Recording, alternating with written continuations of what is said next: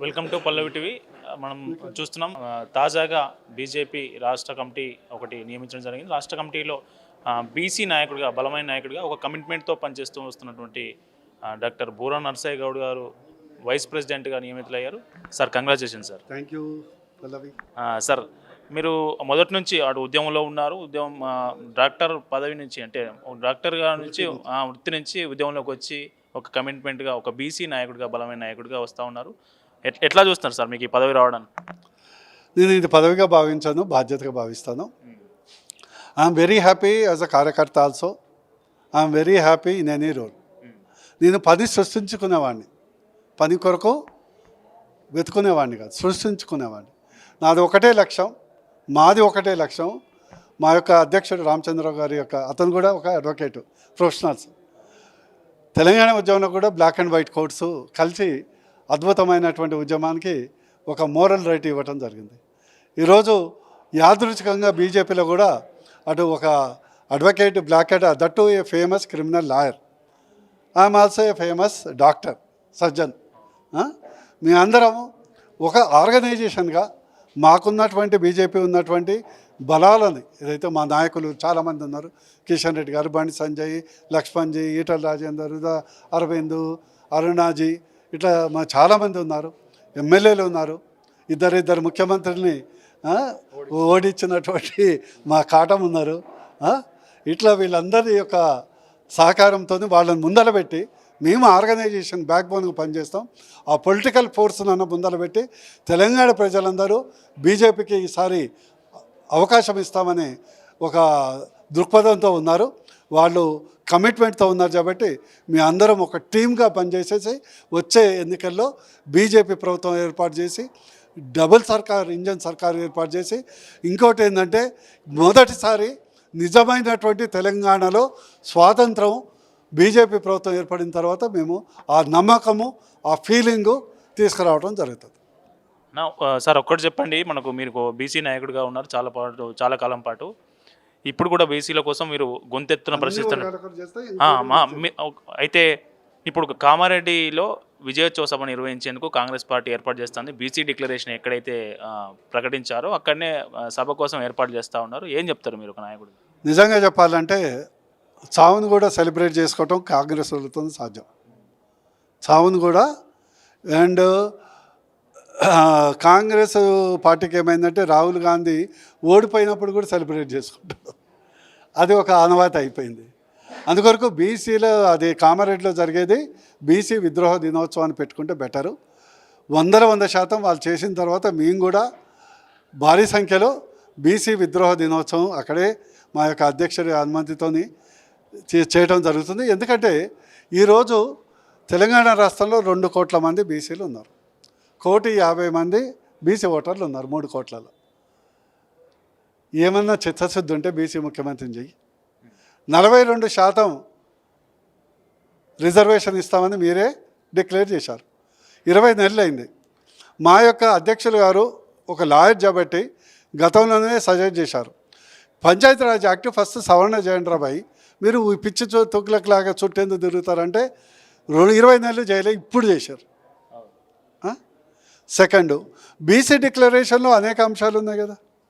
42% reservation in the contracts చేయొచ్చు కదా.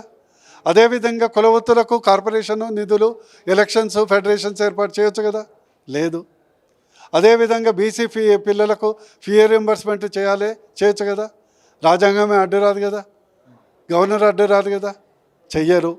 అదేవిధంగా బీసీలకు ఫుల్ రియంబర్స్మెంట్ ఇస్తామని హామీ ఇచ్చారు, చేయొచ్చు కదా, చెయ్యరు.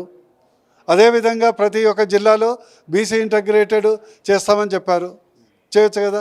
అదే ఎంబీసీ మినిస్ట్రీ చేస్తామని చెప్పారు, ఎంబీసీ మంత్రిత్వ శాఖ, దానికి ఏమైనా గవర్నర్ అడ్డం వచ్చిందా? ఒక మా ఎంబీసీ సోదరుని మంత్రి చేయొచ్చు కదా, చెయ్యరు. అంటే బీసీలకు 20,000 కోట్లు 20,000 కోట్లు ఫస్ట్ బడ్జెట్ సెషన్లో ఇస్తున్నారు. మంచిగా గుర్తు చేశారు. ఎవడన్నా అడ్డం వచ్చిందా? మళ్ళీ జ్యోతిరావు ఫులే బీసీ సప్లాన్ చట్టబద్ధంగా చేస్తామని చెప్పారు, ఎవడన్నా అడ్డం వచ్చారా? అందువరకు కమిటీ అయిపోయింది. ఉధృతమైనటువంటి ఉద్యమ కమిటీ వేస్తాం. ప్రతి బీసీ బిడ్డని గుండె తట్టుతాం.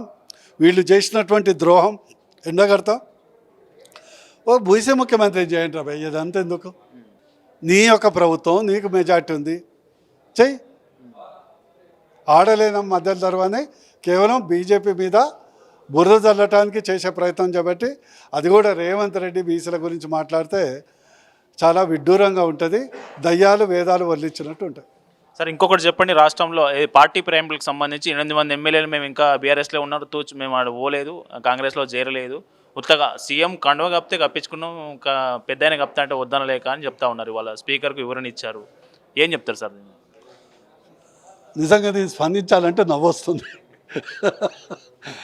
ఎందుకంటే ఏమాత్రం చీము రక్తం ఉందా? మా డాక్టర్ భాషలో ఆర్బీసీ డబ్ల్యూబీసీ అంటారు. రక్తం అంటేనేమో ఆర్బీసీ, డబ్ల్యూబీసీ అంటేనేమో చీము డబ్ల్యూబీసీ.